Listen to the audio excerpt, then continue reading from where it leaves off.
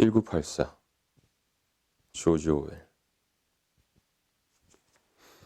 8.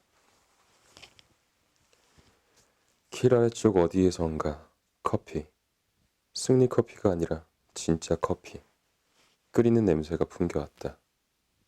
윈스턴은 자기도 모르게 걸음을 멈췄다. 그는 잠시 반쯤 잊어버린 유년 시절로 돌아갔다. 그런데 갑자기 문이 쾅 닫히면서 커피 끓이는 냄새가 무슨 소리이긴 한 것처럼 뚝 끊겨버렸다. 그는 길을 따라 몇 킬로미터를 걸었다. 정맥류성 궤양이 도져 그 부위가 욱신거렸다. 그가 공회당의 저녁 모임에 빠진 것은 3주 동안 이번이 두 번째였다. 공회당에서 출석 횟수를 꼼꼼하게 조사할 것이므로 이런 짓은 무모한 행동이었다. 원칙적으로 당원은 여가를 누릴 수 없는 데다 잠잘 때를 제외하곤 절대 혼자 있어서는 안 되었다. 일하거나 식사하거나 잠잘 때 외에는 단체 오락 활동에라도 참가해야 했다. 어떤 것이든 고독한 낌새를 내비치는 행위를 하거나 하다못해 혼자 산책을 하는 것조차 위험한 짓이었다. 혼자 생활을 하는 것은 신조어로 독생이라고 하는데 이것은 개인주의와 기벽을 뜻했다. 아무튼 그는 오늘 저녁 청사에서 나오는 길에 4월의 향기로운 대기에 유혹되었다. 하늘은 올해 들어 가장 파란 데다 따뜻한 느낌마저 주었다. 문득 그는 공회당의 시끄러운 저녁 모임이나 기진맥진하게 만드는 게임과 강연이나 흥청망청 술에 취해 엉성하게 맺어지는 우정 따위를 견뎌낼 수 없을 것 같은 생각이 들었다. 그는 충동적으로 버스 정류장에서 발길을 돌려 런던의 복잡한 거리를 헤매며 처음에는 남쪽으로 갔다가 다음에는 동쪽으로 갔다. 그러고는 다시 북쪽으로 발길을 돌려 어느 방향으로 가는지조차 생각하지 않고 낯선 거리를 걷기 시작했다. 희망이 있다면 그것은 무산개금에만 있다. 라고 그가 전에 일기장에 썼던 신비롭게 진실하면서 명백하게 부조리한 구절이 그의 뇌리에 떠올랐다. 그는 옛날에 세인트 펜크러스 역이 있던 동북 지역의 더럽고 우중충한 빈민가에 와 있다. 그가 걷고 있는 자갈길 양옆으로 작은 2층 집들이 쭉 늘어서 있는데 집집의 문이 곧장 길가로 나 있어 마치 쥐구멍처럼 보였다. 자갈 틈새 여기저기 더러운 물이 고여 있었다. 어두컴컴한 출입문 안팎으로 그리고 양쪽으로 뻗어 있는 좁은 골목길 아래 수많은 사람들이 입술에 립스틱을 빨갛게 칠한 한창 나이의 아가씨들, 그 아가씨들의 꽁무니를 쫓아다니는 젊은 녀석들. 10년 후면 그 아가씨들도 이 꼴이 된다는 것을 보여주는 듯 뒤뚱거리며 걷는 뚱뚱한 아낙네들. 구부정한 허리에 발을 질질 끌며 걸어다니는 노인들. 흙탕물을 튀기며 놀다가 어머니의 고함 소리에 뿔뿔이 흩어져 달아나는 누더기 옷에 맨발인 어린아이들이 우글거렸다. 거리 쪽으로 난 유리창은 4분의 1 정도가 깨진 채 널판지로 엉성하게 가려져 있었다. 몇 사람만이 윈스턴을 호기심 어린 눈으로 경계하듯 쳐다볼 뿐 대부분 그를 거들떠 보지도 않았다. 몸집이 큰 두 아낙네가 벽돌처럼 검붉은 팔뚝을 앞치마에 포개고 출입문 앞에 서서 수다를 떨고 있었다. 윈스턴은 그 앞을 지나가면서 그들의 대화를 몇 마디 엿들었다. 나는 그 여편네에게 그렇다고. 그거 아주 잘 됐다고 그랬지. 내 입장이 되면 너도 나처럼 당했을 거라고 말해줬어. 남을 흉보긴 쉽지만 너도 내가 당했던 것처럼 당하게 될 거라고 또 했고 말이야. 그래야지. 말 한 번 잘했어. 다른 아낙네가 맞장구를 쳤다. 갑자기 우렁찬 목소리가 뚝 그쳤다. 그가 지나가자 아낙네들이 적개심을 드러내며 그를 찬찬히 뜯어보았다. 그러나 정확하게 말해서 그것은 적개심이 아니었다. 낯선 동물을 대할 때와 같은 일종의 경계심이었고 순간적으로 긴장에 몸이 경직된 것뿐이었다. 그런 거리에서 푸른 제복의 당원을 본다는 것은 결코 흔한 일이 아니었다. 그리고 특별한 볼일도 없이 그런 곳을 나타나는 것은 현명하지 못한 일이었다. 만약 경찰한테 걸리기라도 하면 동지, 신분증 좀 봅시다. 대체 여기서 뭘 하고 있는 거요? 언제 직장에서 나왔소? 이곳이 당신 집으로 가는 길이요? 따위의 질문을 받게 될 것이다. 집으로 가는 것이 아닌 다른 길로 다니지 말라는 법은 없지만 혹시라도 사상 경찰이 그것을 알면 가만히 내버려 두지 않으리라. 갑자기 온 거리가 소란해졌다. 사방에서 조심하라는 소리가 들렸다. 사람들이 놀란 토끼처럼 출입문 안으로 뛰어들어가고 있었다. 한 젊은 여자가 윈스턴의 바로 앞 출입문에서 튀어나와 웅덩이에서 놀고 있는 꼬마를 앞치마로 감싸 안고는 재빨리 집 안으로 뛰어들어갔다. 그때였다. 옆 골목에서 튀어나온 주름진 검정 양복 차림의 남자가 윈스턴 쪽으로 달려오더니 하늘을 가리키며 흥분된 어조로 소리쳤다. 스티머요. 저길 보세요. 머리 위에서 펑 터질 거요. 빨리 엎드려요. 스티머란 몇 가지 이유로 노동자들이 로켓 폭탄에 붙인 별명이었다. 윈스턴은 재빨리 엎드렸다. 노동자들이 그런 식의 경고를 할 때는 언제나 거의 정확하게 들어맞았다. 로켓의 속도가 소리보다 빠르긴 하지만 그들에게는 몇 초 후에 로켓 폭탄이 날아오리라는 것을 직감할 수 있는 본능 같은 것이 있는 듯 했다. 윈스턴은 엎드린 자세에서 팔로 머리를 감쌌다. 지축이 흔들리는 것 같은 굉음이 나더니 가벼운 파편들이 소나기처럼 그의 등에 떨어졌다.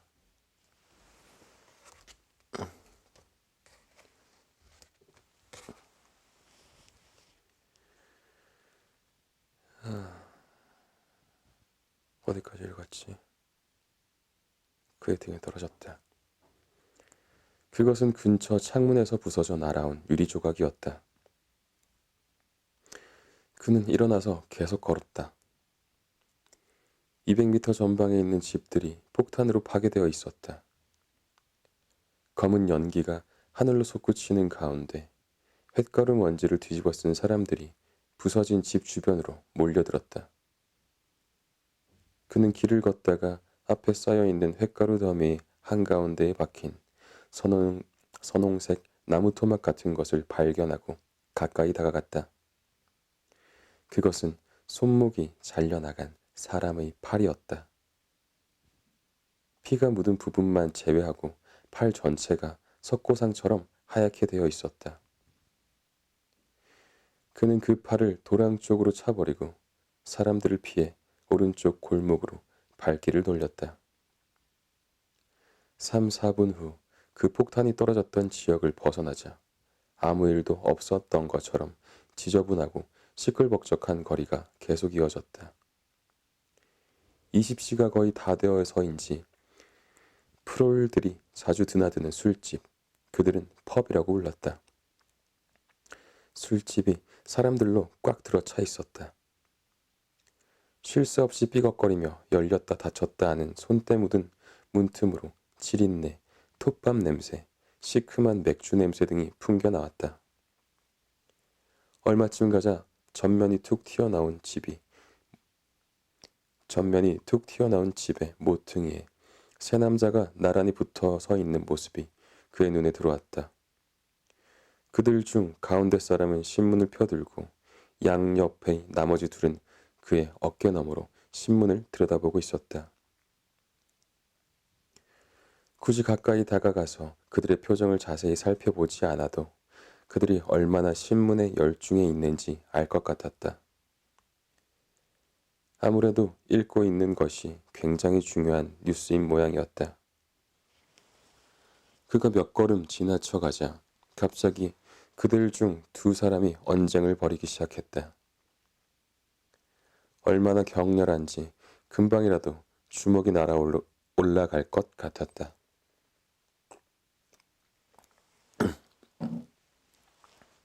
내 말 못 알아듣겠어? 지난 14개월 동안 7로 끝나는 숫자가 당첨된 적은 한 번도 없었단 말이야. 아니야, 있었어. 없었다고. 나는 지난 2년 동안 당첨 번호를 꼬박꼬박 적어왔어. 시계처럼 정확하게 적었다고. 그런데 7로 끝나는 숫자는 없었어. 아니야, 7도 당첨됐어. 확실해. 4가 아니면 7로 끝나는 숫자였다고. 2월. 그래, 지난 2월 둘째 주였어. 2월이라고? 젠장, 뭐가 2월이야? 내가 똑똑히 적어놨는데. 그런 숫자는 진짜 없었어. 둘 다 그만해. 세 번째 남자가 소리쳤다. 그들은 복권 이야기를 하는 중이었다. 윈스턴은 30m쯤 가다가 뒤를 돌아보았다. 그들은 여전히 핏대를 올리며 다투고 있었다. 엄청난 당첨금이 걸려있는 복권은 노동자들이 공공연하게 관심을 보이는 것으로 그 자체가 일대 사건이었다. 비록 복권이 인생을 살아가는 유일한 이유는 못 될지라도 삶의 가장 중요한 몫을 차지하고 있다고 믿는 노동자들이 수백만 명은 될 터였다. 복권은 그들의 즐거움인 동시에 그들을 어리석게 만드는 것이었고 진통제이면서 지적인 자극제였다. 간신히 읽고 쓸 수 있는 사람들까지도 복권에 관련된 복잡한 계산은 능히 할 줄 알았다. 그뿐만 아니라 자기의 기억이 맞는다면서 우겨댈 줄도 아는 것 같았다. 물론 그 중에는 적중표나 예상표 또는 행운의 부적 따위를 팔아서 생계를 잇는 족속들도 있었다. 윈스턴은 풍요부에서 담당하는 복권 발매와는 아무런 관련이 없었지만 그 당첨금의 대부분이 허위로 부풀려진 것이라는 사실쯤은 익히 알았다. 당원이라면 다 아는 사실이었다. 당첨이 되더라도 실제로 지급받는 액수는 형편없이 적었다. 게다가 큰 액수의 당첨자들은 실제로 존재하지 않는 가상의 인물들이었다. 오세아니아의 각 지방 사이에는 실제적인 통신망이 구축되어 있지 않았기 때문에 그런 일을 조작하기란 식은 죽 먹기였다.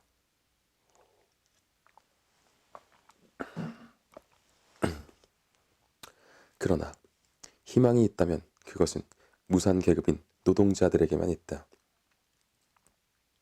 바로 여기에 주안점을 두어야 한다. 이것을 말로만 들으면 그저 그럴듯하게 느껴질 뿐이지만 직접 거리에 지나다니는 사람들을 볼 때 구체적인 확신으로 다가온다. 윈스턴은 아래로 경사진 길에 접어들었다. 그 근처는 전에 그가 살았던 장소였는데 가까운 곳 어딘가에 큰 길이 있으리란 예감이 들었다. 앞쪽에서 희미한 외침 소리가 들려왔다. 급하게 꺾인 길을 돌아 나오자 아래쪽 골목으로 내려가는 계단이 나왔다. 골목에는 사람들이 시들시들한 채소를 팔고 있었다. 윈스턴은 그제서야 자신이 어디에 와 있는지 정확히 알았다. 골목은 큰 길로 이어지고 다음 모퉁이를 돌아 5분쯤 내려가면 지금 일기장으로 쓰고 있는 노트를 샀던 고물상이 나온다. 그리고 거기에서 멀지 않은 곳에는 펜대와 잉크를 샀던 자그마한 문방구점이 있다. 그는 계단 꼭대기에서 잠시 멈춰섰다. 골목 맞은편에 자그마한 선술집이 있었다. 마치 성애가 앉은 것처럼 먼지가 끼어있는 창문부터 지저분하고 옹색해 보였다. 새우수염처럼 앞으로 곤두선 콧수염을 기른 노인이 문을 밀고 술집 안으로 들어갔다. 허리는 굽었지만 아직 근력이 있어 보이는 노인이었다. 윈스턴은 그 모습을 지켜보며 적어도 80살을 되었을 노인이 혁명이 일어났을 당시에는 중년이었을 거라고 생각했다. 그 노인 세대야말로 사라진 자본주의 세계와 현재의 세계를 연결하는 마지막 고리였다. 당 내부에는 혁명 이전에 형성된 사상을 지닌 사람이 많지 않았다. 늙은 세대는 1950년대와 1960년대의 대숙청 때 대부분 제거되었고 살아남은 몇 사람도 강압을 못 이겨 오래전에 정신적으로 완전히 항복해버렸다.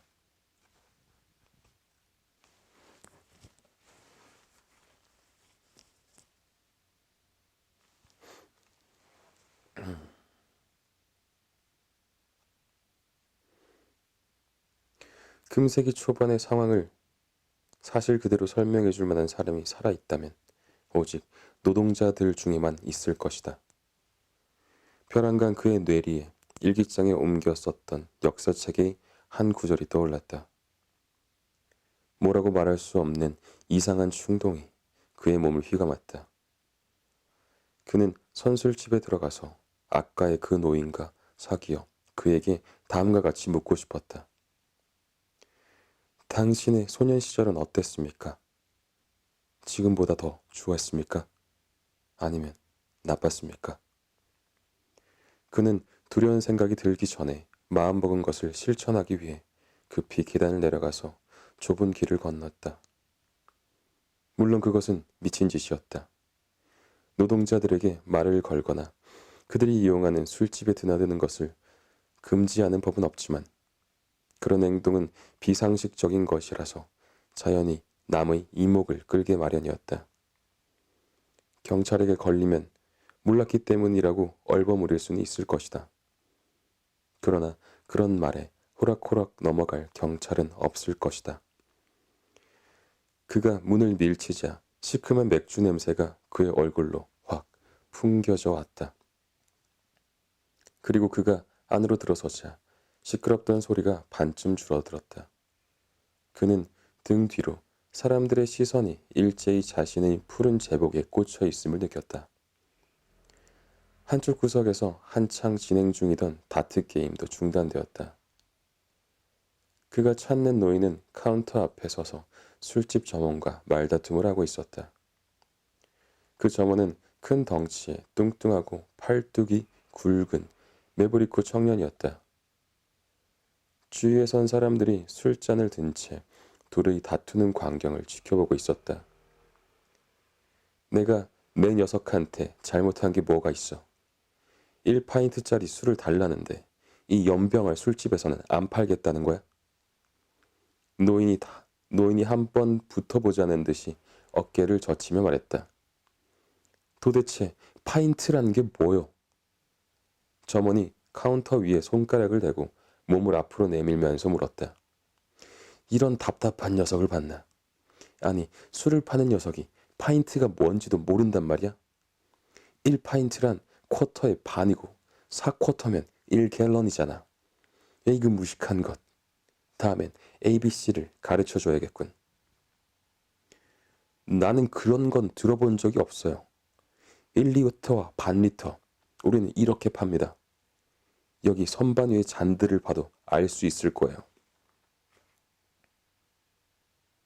점원이 말했다. 나는 1파인트짜리 잔이 좋아. 1파인트 잔에다 따라주면 될 텐데 왜 자꾸 그러는 거야? 내가 젊었을 땐 리턴이 뭐니 하는 것들은 없었어. 노인이 고집스럽게 말했다. 영감님, 영감님이 젊었을 때면 우리는 모두 나무 꼭대기에서 살고 있었겠군요. 점원이 다른 손님 쪽으로 시선을 돌리며 빈정거렸다. 한 차례 웃음소리가 터졌다.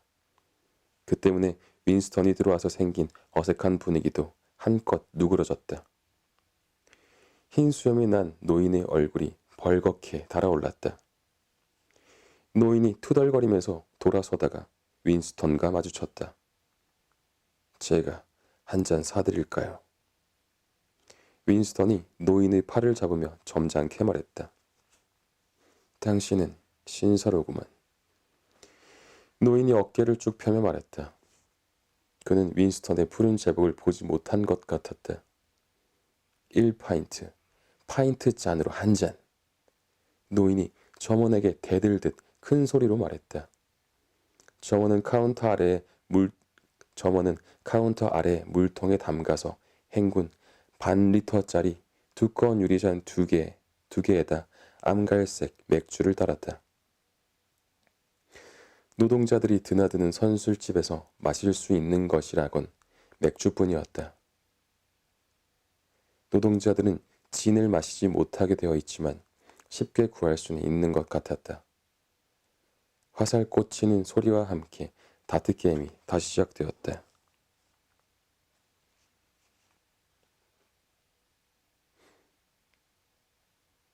카운터 앞에 앉은 사람들이 복권에 관해 떠들기 시작했다. 다들 윈스턴의 존재를 잊은 게 분명했다. 윈스턴과 노인은 남들이 엿들을 염려를 하지 않고도 이야기를 나눌 수 있는 창 아래 식탁에 앉았다. 물론 그런 짓은 위험했지만 다행히 술집 안에는 텔레스크린이 없었다. 윈스턴은 술집에 들어서자마자 그것의 유무부터 확인했다.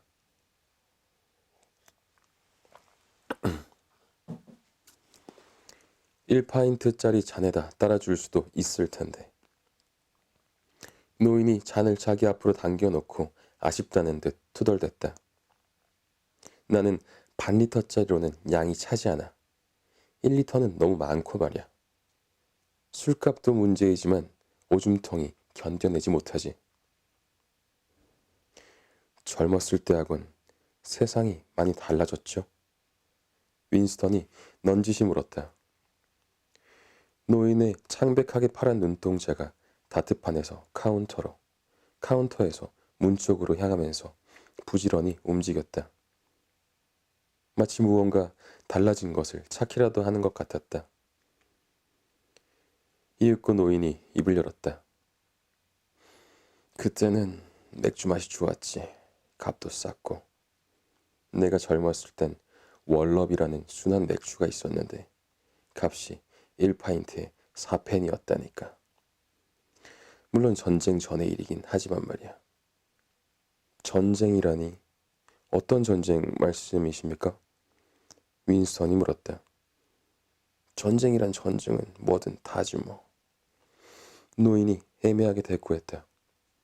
그러고는 잔을 높이 들고 다시 어깨를 쭉 펴며 소리쳤다.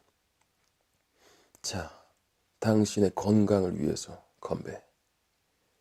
가느다란 목에 툭 튀어나온 목젖에 빠르게 위아래로 움직이는가 싶더니 노인의 맥주잔이 금세 비워졌다. 윈스턴은 카운터로 가서 반 리터짜리 2잔을 더 가져왔다. 노인은 1리터가 너무 많다고 스스로 한 말은 어느새 잊은 모양이었다. 노인장께서는 저보다 훨씬 연장이십니다. 윈스턴이 말했다. 제가 태어났을 때 노인장께서는 어린이셨을 테니 혁명 이전의 시대가 어땠는지 기억하실 겁니다. 제 또래의 사람들은 그 시대에 대해 무지합니다. 겨우 책을 통해서나 알 뿐인데 책의 내용이 모두 사실이랄 수도 없습니다. 그래서 그때 얘기를 좀 듣고 싶습니다. 역사책에는 혁명 전의 생활이 지금과는 아예 달랐다고 나와 있더군요. 우리가 상상할 수 없을 만큼 억압과 부정과 가난이 심했다고 합니다. 이런 런던에서도 대부분의 사람들이 태어나서 죽을 때까지 먹을 게 없어 굶주렸고 그들 중 절반 정도가 신발마저 없어서 맨발로 생활했다고 하더군요. 또 그때는 하루 12시간씩 노동하고 9살까지만 교육을 받았으며 한 방에 10사람이나 잠을 잤다고 합니다. 그런데 그 한편에는 부유하고 권력 있는 극소수의 자본가라는 사람들이 있어서 그들은 갖고 싶은 것 뭐든지 가졌다고 합니다. 그뿐 아니라 그 특권층은 30명도 넘는 하인을 거느린 채 초호화 저택에 살면서 자동차와 사두마차를 타고 다녔고 샴페인을 마셨으며 톱해트를 썼다더군요. 톱해트라고? 노인 얼굴이 갑자기 환해졌다. 당신 같은 사람의 입에서 톱해트란 말이 나오니 우습군 그래. 사실은 나도 어제 똑같은 생각을 했지. 왜 그런 생각을 하게 됐는지 모르겠지만 말이야. 그냥 생각이 났던 것 같네. 아무튼 요 몇 년 동안 톱해트를 본 적이 없어. 이제는 사라져버린 거지. 내가 마지막으로 그걸 써본 건 형수님 장례식 때였네. 그래, 확실히는 모르겠지만 50년은 된 것 같군. 물론 장례식 때문에 잠깐 빌려 썼던 거였지. 톱해트는 그리 중요한 게 아닙니다. 윈스턴은 침착하게 말했다. 중요한 건 자본가들하고 그들에게 빌붙어 살던 소수의 법률가들과 사제들이 왕노릇을 했다는 겁니다. 모든 것이 그들의 안락을 위한 존재였죠. 노인장 같은 평민들과 노동자들은 그들의 노예였고요. 그들은 멋대로 사람을 부려먹었다고 하더군요. 게다가 개나 돼지처럼 배에 실어 캐나다에 보내기도 하고 남의 집 딸을 데려가 동침도 했고요.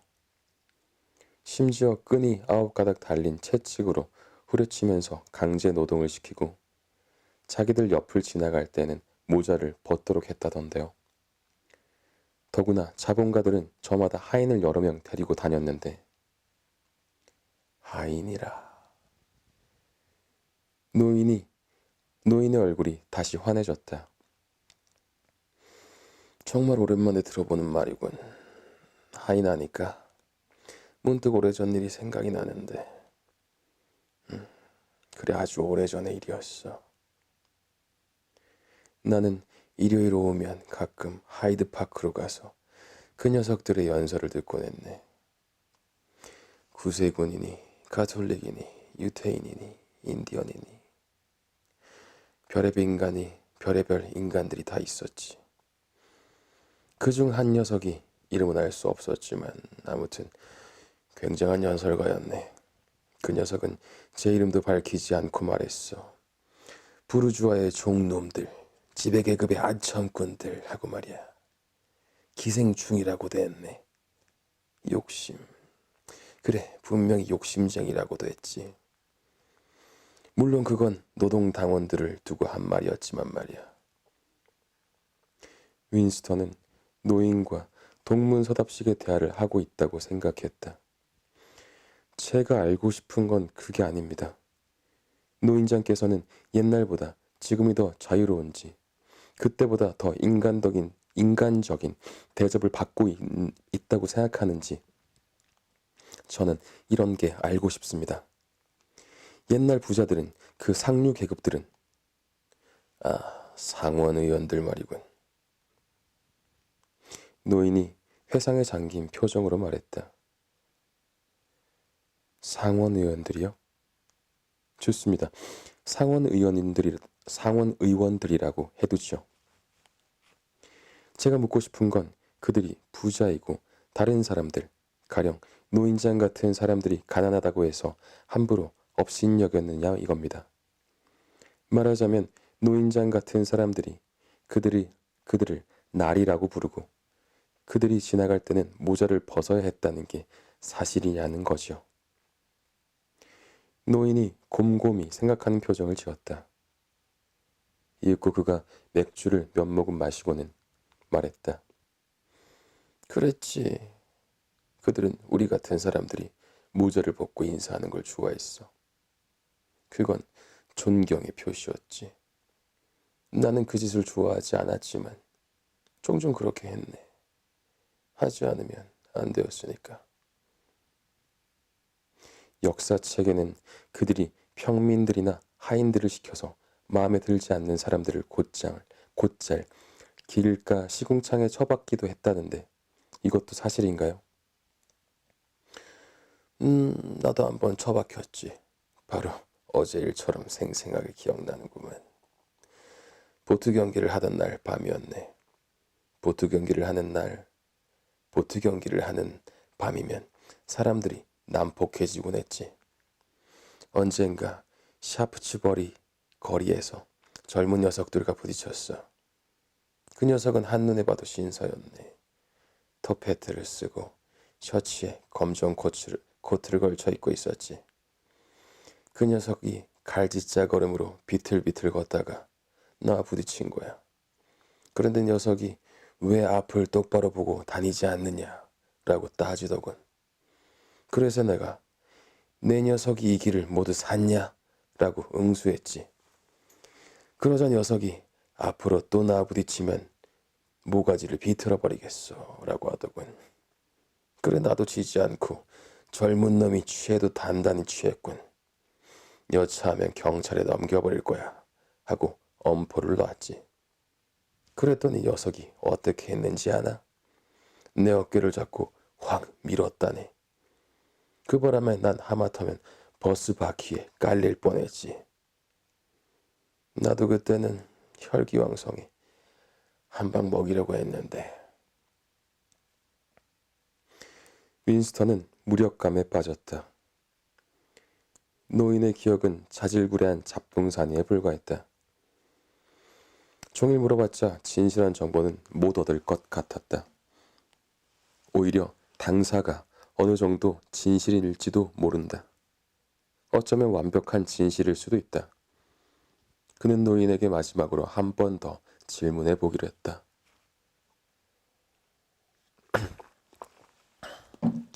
아무래도 제가 얘기를 제대로 전달해 드리지 못한 것 같군요.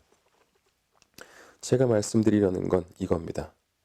노인장께서는 아주 오래 사셨는데 인생의 절반을 혁명 이전에 사셨습니다.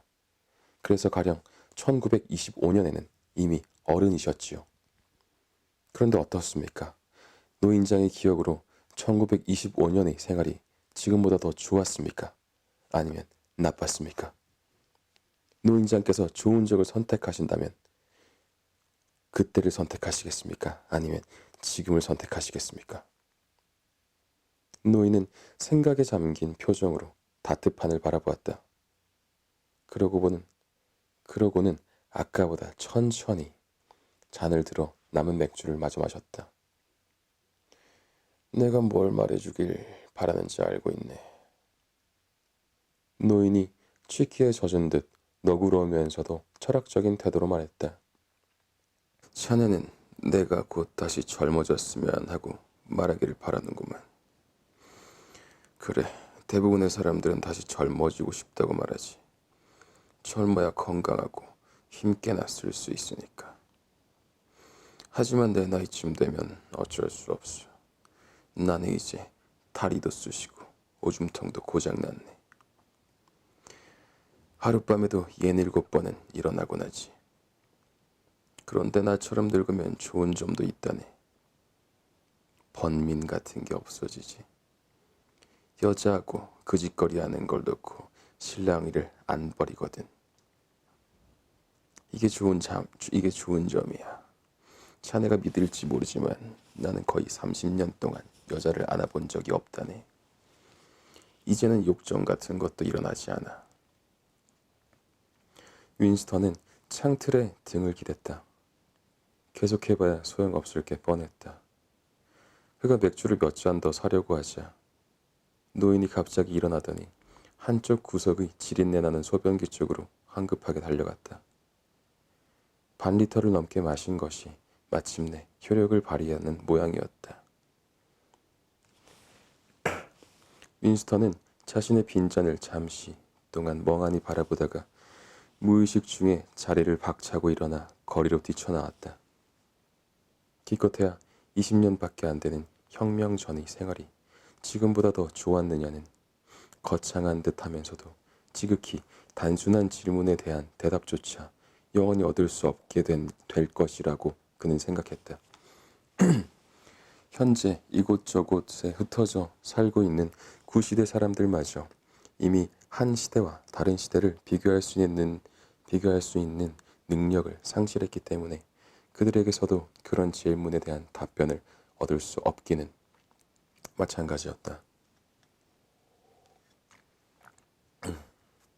그들은 직장 동료와의 말다툼이나 잃어버린 자전거 펌프를 찾아다닌 일, 오래전 죽은 누이 동생의 얼굴, 70년 전 어느 바람 불던 날 아침의 뿌연 회오리 바람 같은 쓸데없는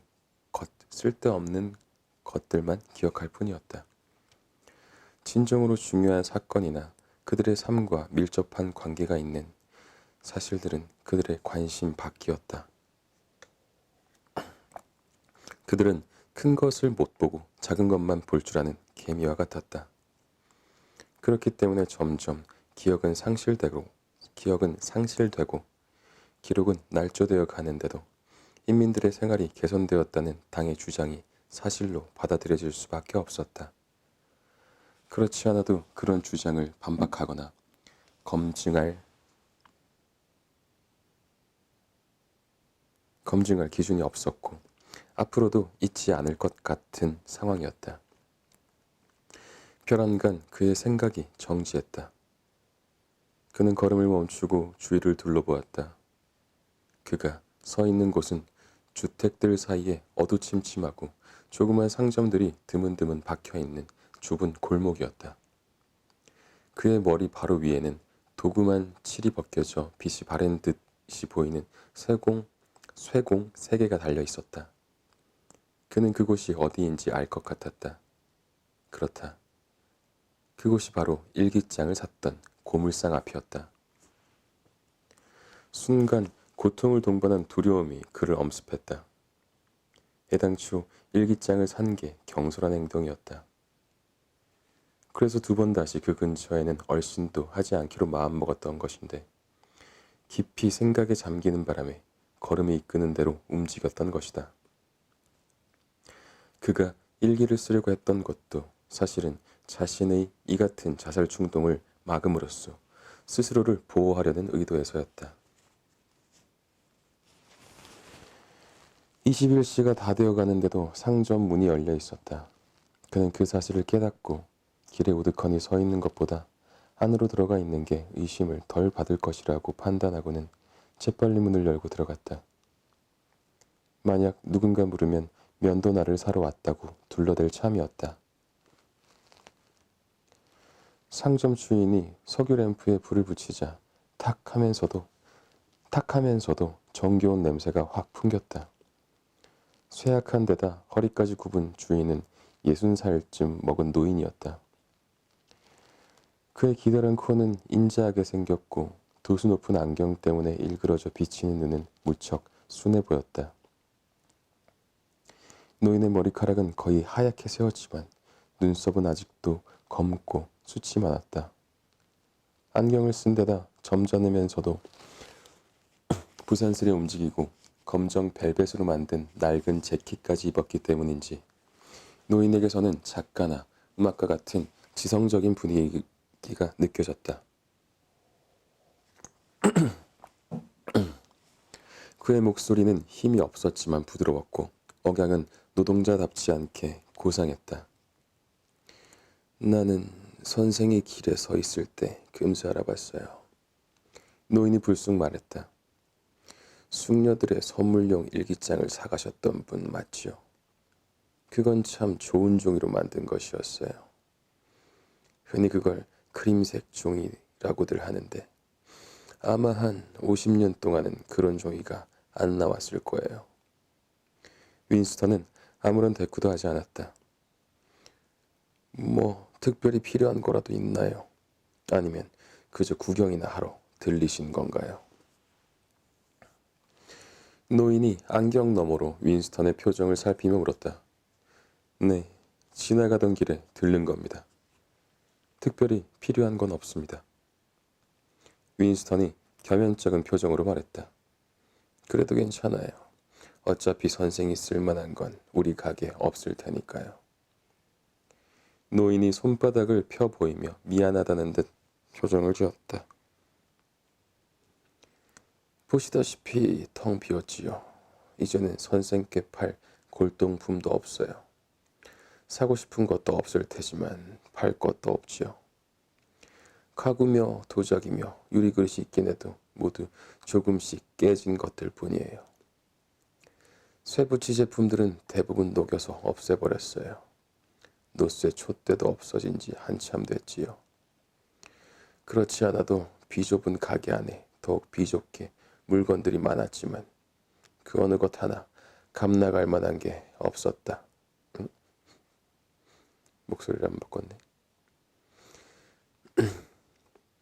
그렇지 않아도 비좁은 가게 안에 더욱 비좁게 물건들이 많았지만 그 어느 것 하나 감당할 만한 게 없었다. 벽면을 빙 돌아가면서 먼지 묻은 사진틀을 잔뜩 쌓아놓았기 때문에 통로도 비좁기는 마찬가지였다. 창가에는 볼트와 너트를 담은 쟁반과 끝이 다른 끌, 날이 빠진 주머니 칼, 작동하지도 않을 것 같은 녹슨 벽시계 등이 다른 잡동사니와 함께 놓여 있었다.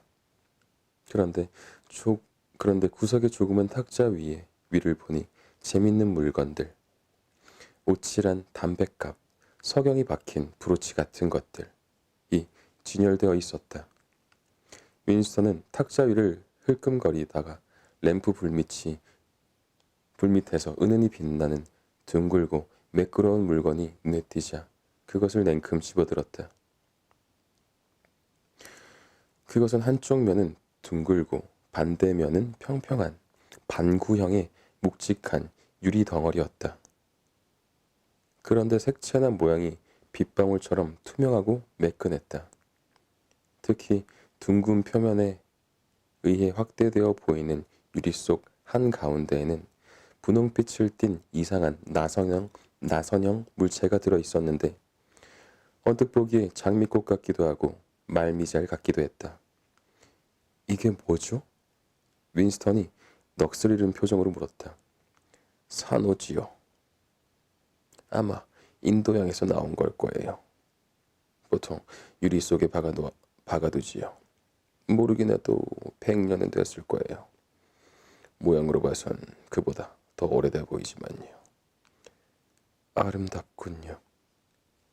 윈스턴이 말했다. 아름답고 말고요. 노인이 감상에 젖은 목소리로 말했다. 하지만 요즘엔 그런 물건을 두고 아름답다고 말하는 사람이 없지요. 노인이 기침을 하고 덧붙였다.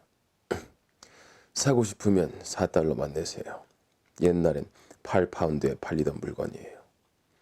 8파운드면 금세 계산이 안 되는군. 아무튼 큰 돈이죠. 하지만 다 옛날 얘기일 뿐이에요. 요즘 세상에 누가 진짜 골동품에 관심을 갖겠어요.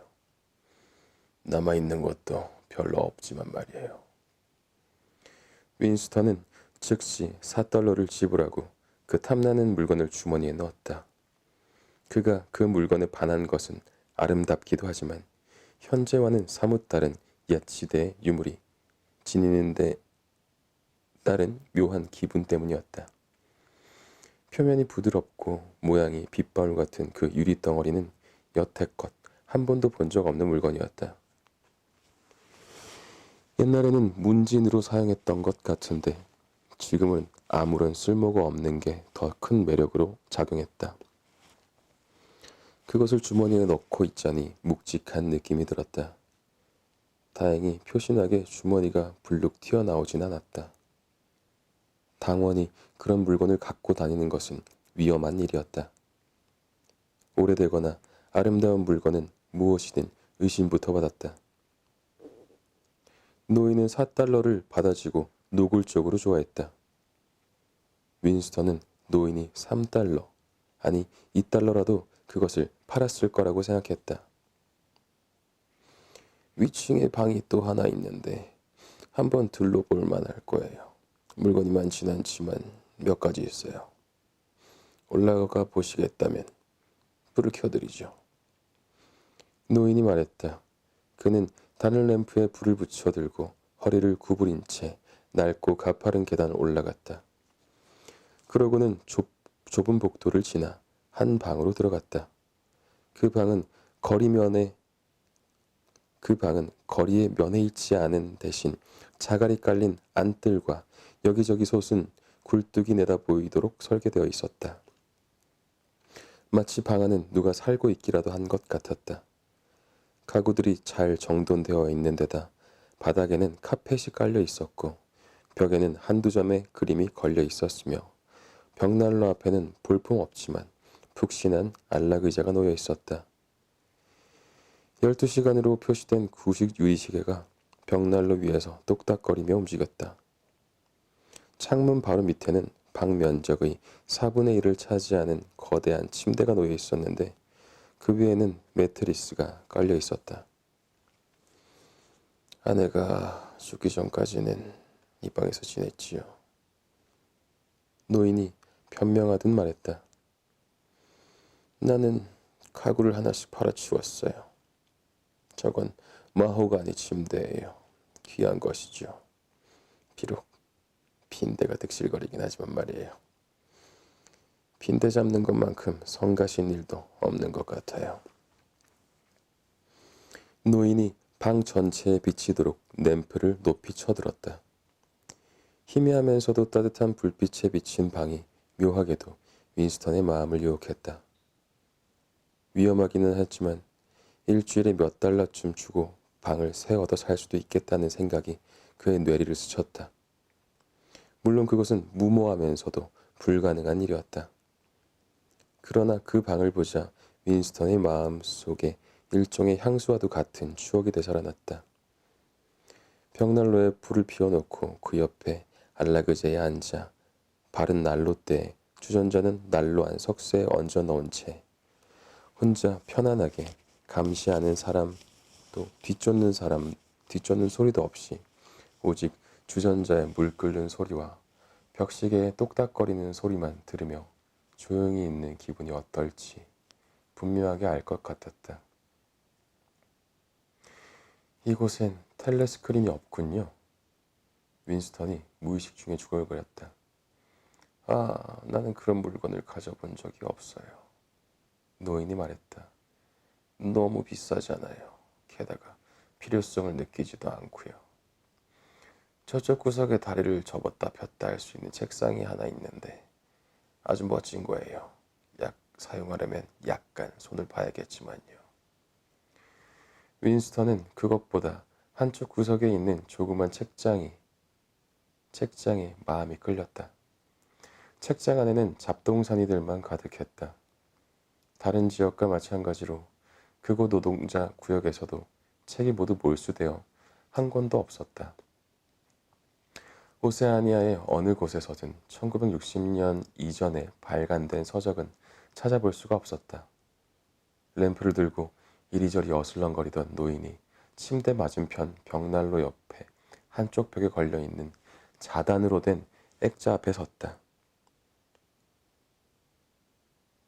혹시 선생께서 옛날 그림에 관심이 있다면 노인이 넌지시 말했다.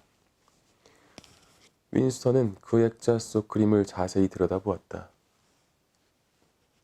그것은 네모난 창문과 앞쪽에 자그마한 탑이 있는 타원형 건물을 묘사한 판화였다.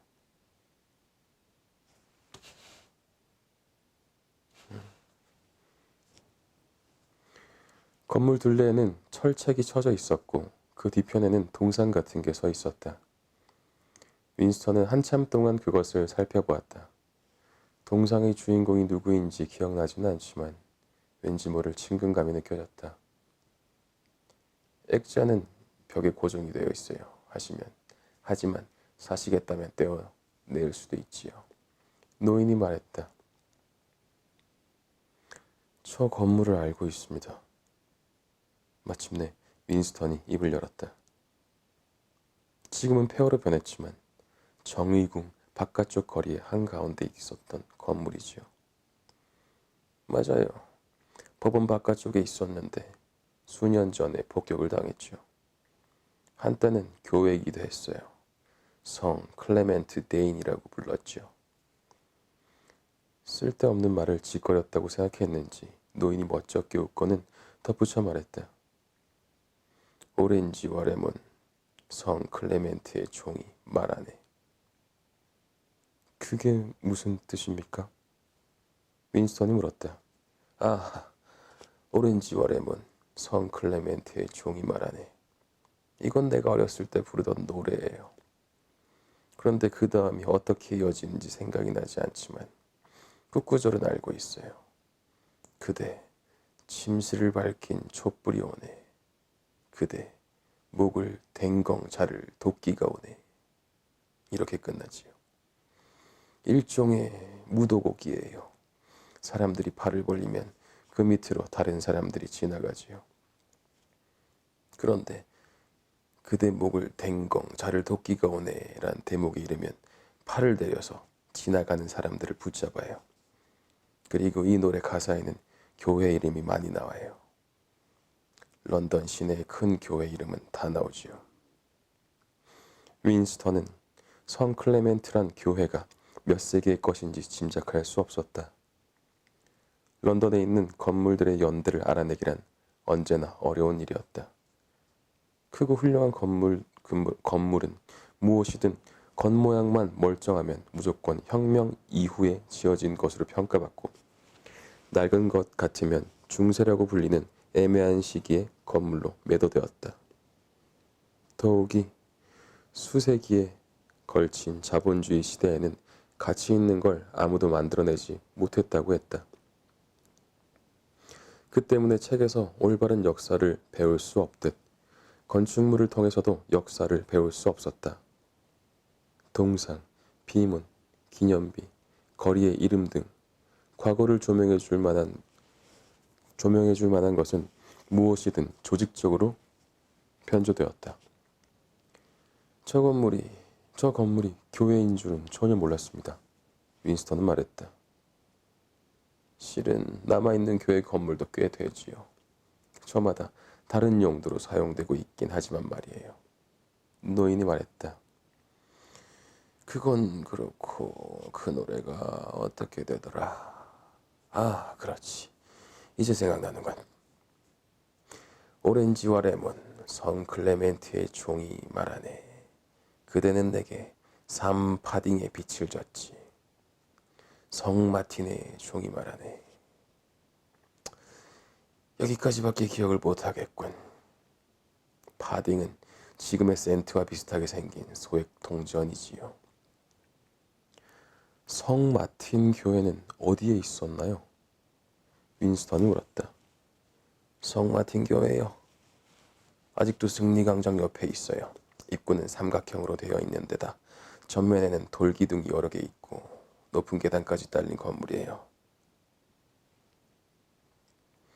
윈스턴은 그곳을 잘 알고 있었다. 그곳은 각종 선전 자료들을 전시하는 일종의 박물관이었다. 특히 그곳에는 로켓 폭탄과 유동 요새의 축소 모형, 적이 얼마나 잔인한가를 보여주는 밀랍 인형 따위가 진열되어 있었다. 흔히 광야의 성 마틴 교회, 흔히 광야의 성 마틴 교회라고 불렸지요. 그 근처에 벌판이 있었는지는 모르겠지만 말이에요. 노인이 덧붙여 말했다. 윈스턴은 그 그림을 사지 않았다. 유리 문진보다 간수하기가 불편한 데다 액자를 떼어내기 전에는 집으로 가져갈 수도 없기 때문이었다. 그는 몇 분 동안 더 노인과 이야기를 나누었다. 그 결과 노인의 이름이 상점의 간판을 보고 추측했던 위크스가 아니라 체링턴이라는 사실을 알게 되었다. 체링턴 씨는 63살의 호라비로 그 상점에서 30년 동안 살아왔다고 했다. 그리고 그동안 몇 번이나 간판에 새겨진 이름을 고치려고 했지만 결국 생각으로 그친 채 못하고 말았다는 것이다. 그런 이야기를 듣는 동안에도 윈스턴의 머릿속에는 그 노래 가사가 떠나지 않았다. 오렌지와 레몬, 성 클레멘트의 종이 말하네. 그대는 내게 산 파딩을 비쳤지. 성 마틴의 종이 말하네. 아무리 생각해도 기이한 가사였다. 그런데 가만히 가사를 흥얼거리노라면 어디인가 아직 남아있거나 아니면 변형되었거나 잊혀졌거나 사라져버린 런던의 종소리가 실제로 들리는 듯한 착각이 들었다. 이곳저곳에 유령 같은 뾰족탑에서 울려 퍼지는 종소리를 듣고 있는 것 같았다. 그러나 아무리 기억을 더듬어 봐도 교회에서 울려오는 종소리를 실제로 들어본 적은 없었다. 윈스턴은 체링턴 씨의 상점을 나왔다. 그러고는 문 앞에서 거리의 동정을 살피며 망설이는 모습을 노인이 보지 못하도록 계단을 타고 아래로 내려갔다. 그는 적당한 시기에 말하자면 한 달 정도가 지난 다음에 체링턴 씨의 상점을 다시 찾아가기로 마음먹었다. 그것은 적어도 공예당의 저녁 모임에 빠지는 것보다는 덜 위험한 일일 것이다. 가장 어리석은 짓은 일기장을 산 후 상점 주인이 믿을 만한 사람인지 어떤지도 모른 채 무턱대고 찾아갔다는 것이었다. 그러나 또 한 번 찾아가겠다고 그는 생각했다. 그 멋진 잡동사니들을 더 사고 싶었다. 성 클레멘트 대인의 판화를 사서 액자를 떼어내고 제복 윗도리 안에 숨겨 집으로 가져가고 싶었다. 체링턴 씨의 기억에서 그 노래의 나머지 가사를 끄집어내고도 싶었다. 상점 위층의 방을 빌리겠다는 충동적인 계획이 다시금 그의 머릿속에서 번뜩였다. 그 때문에 그는 흥분한 나머지 5초 동안 방심했고 그 결과 미리 살펴보지도 않은 채 거리로 나섰다. 그런데다 즉흥적인 가락에 맞춰 흥얼거리기까지 했다. 오렌지와 레몬, 성 클레멘타인이 종이 말하네. 그대는 내게 산파딩의 빛을 줬지. 성. 별안간. 그는 가슴이 철렁 내려앉고 심장이 얼어붙는 것 같았다. 푸른 제복을 입은 사람이 10m도 안 떨어진 곳에서 다가오고 있었다. 그 사람은 바로 창작국에 근무하는 검은 머리의 여자였다. 주위가 어두컴컴했지만 여자를 알아보기는 어렵지 않았다. 그녀는 그의 얼굴을 빤히 쳐다보더니 알아보지 못한 것처럼 재빨리 지나가 버렸다. 윈스턴은 잠시나마 몸이 마비되어 꼼짝도 할 수 없었다. 그는 오른쪽으로 돌아서 길을 잘못 든 줄도 모른 채 한참 동안 무거운 걸음을 옮겼다. 어쨌든 한 가지 의문은 해결되었다. 그 여자가 그를 감시하고 있었다는 데는 의심할 여지가 없었다. 그녀는 그를 뒤쫓아 그것까지 왔던 게 틀림없었다. 같은 날 저녁, 그녀가 당원 거주 지역으로부터 몇 킬로미터나 떨어진 어두컴컴한 골목을 걷는다는 것은 있을 수 없는 일이었기 때문이다. 우연의 일치라고 하기엔 너무나 믿기 어려운 일이었다. 그녀가 사상 경찰이든 정보원이든 아니면 비공식적으로 활동하는 풋내기 스파이든 그것은 문제가 되지 않았다. 그 여자가 그를 감시하고 있었다는 사실만으로도 충분했다. 아마 그녀는 그가 선술집으로 들어가는 것도 보았을 것이다. 걷기 힘들었다. 걸음을 옮길 때마다 주머니 속에 든 유리 덩어리가 허벅지를 때렸다. 그것을 꺼내 내던져 버릴까 하는 생각이 들었다. 배의 통증도 견딜 수 없을 정도였다. 당장 화장실에 가지 않으면 죽을 것 같은 기분이 들었다. 하지만 그 같은 빈민지구에는 공중 변소가 없었다. 다행히 얼마쯤 시간이 지나자 통증이 웬만큼 가라앉았다.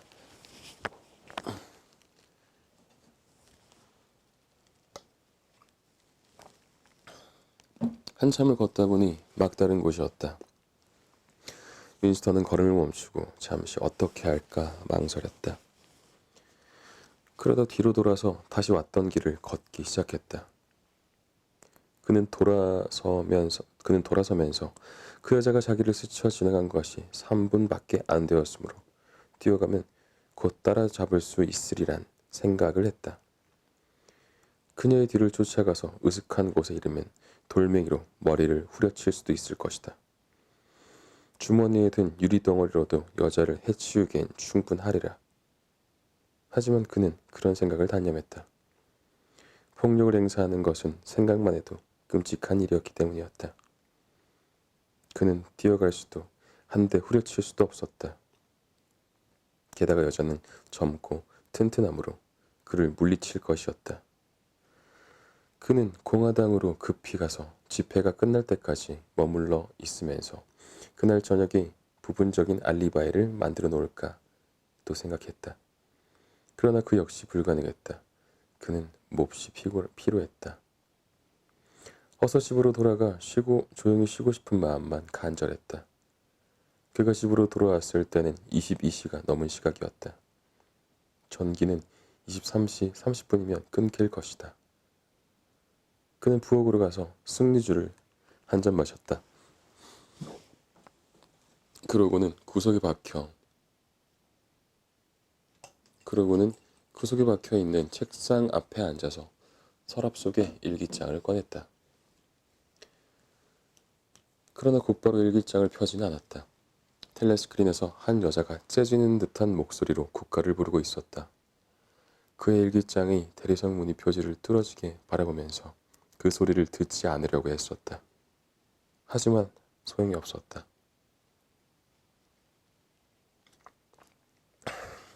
그들이 체포하러 오는 때는 밤이다. 예외 없이 언제나 밤이다. 그들에게 체포당하느니 그 전에 자살하는 것이 상책이다. 사실 그렇게 하는 사람도 있다. 실종자들 중 실제로 자살한 사람들이 많다.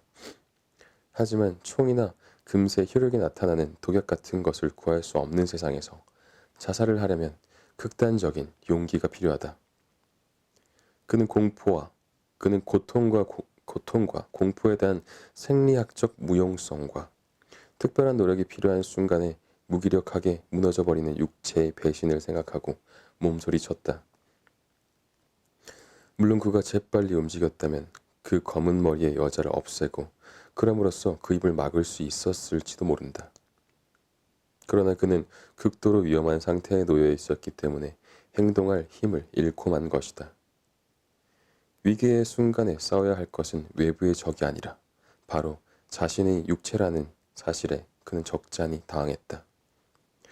술을 마셨는데도 복부의 통증이 여전히 가라앉지 않아 생각을 체계적으로 할 수가 없었다.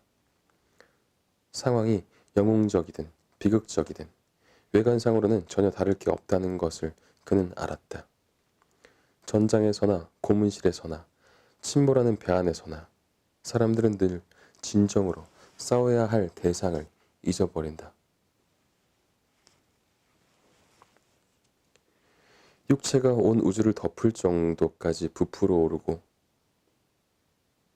공포나 고통으로 비명을 지르는 극단적인 경우가 아닌 일상적인 때라도 삶이란 굶주림, 추위, 불면증, 복통, 치통 등을 상대로 순간순간 끊임없이 싸우는 것이기 때문이다.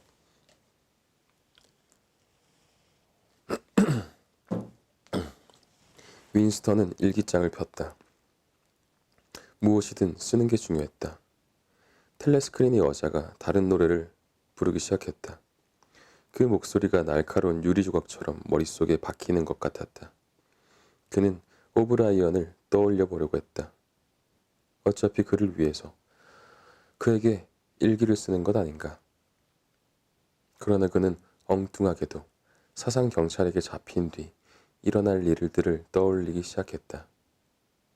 그들이 곧바로 사형에 처해버린다면 문제될 건 없다. 사형은 이미 예상하고 있다. 문제는 처형당하기 전에 진행될 자백 과정. 아무도 이에 대해서는 말하지 않지만 누구나 알고 있는 것이다. 바닥에 꿇어 앉아 살려달라며 비명을 지르고 뼈가 부서지는 소리가 나고 이는 으스러지고 머리카락은 피로 엉켜 붙을 것이다. 이렇게 하든 저렇게 하든 어차피 종말은 다 똑같은데 왜 그런 고통을 견뎌야 하는가? 왜 며칠 혹은 몇 주일 안에 생을 마감하지 못하는가? 아무도 수색을 피해야 할 수도 자백을 하지 않을 수도 없다. 일단 사상범으로 찍히면 정해진 날짜에 죽음을 맞는다. 여기에 예외란 없다. 그런데 왜 아무것도 바꿀 수 없는 공포가 미래의 시간 속에 가로놓여 있단 말인가? 그는 오브라이언에 대한 생각을 좀 더 확실하게 할 수 있었다. 오브라이언은 그에게 우리는 어둠이 없는 곳에서 만날 거예요 라고 말했다. 윈스턴은 그 말이 무엇을 의미하는지 알았다. 아니, 정확하게 말하자면 알 수 있을 것 같았다. 어둠이 없는 곳이란 상상 속의 세계일 것이다. 아무도 보지 못하지만 예지에 의해 신비롭게 참여할 수 있는 세계. 텔레스크린의 소리가 귀를 자극하는 바람에 더 이상 생각을 할 수가 없었다. 그는 담배를 피워 물었다. 담뱃가루가 터져 나와 혓바닥에 닿았다. 입안 가득 쓴맛이 돌았으나 가루가 잘 뱉어지지 않았다. 오브라이언 대신 빅브라더의 얼굴이 그 뇌리에 떠올랐다. 며칠 전에 그랬던 것처럼 그는 주머니에서 동전을 꺼내 가만히 들여다보았다. 그 얼굴이 엄숙하고 조용히 그리고 보호해줄 듯이 그를 올려다보았다. 그러나 그 검은 콧수염 아래 감추어져 있는 미소는 어떠한 종류의 것일까? 장례식장의 음울한 종소리처럼 슬로건이 다시금 그의 뇌리에 떠올랐다. 전쟁은 평화, 자유는 예속, 무지는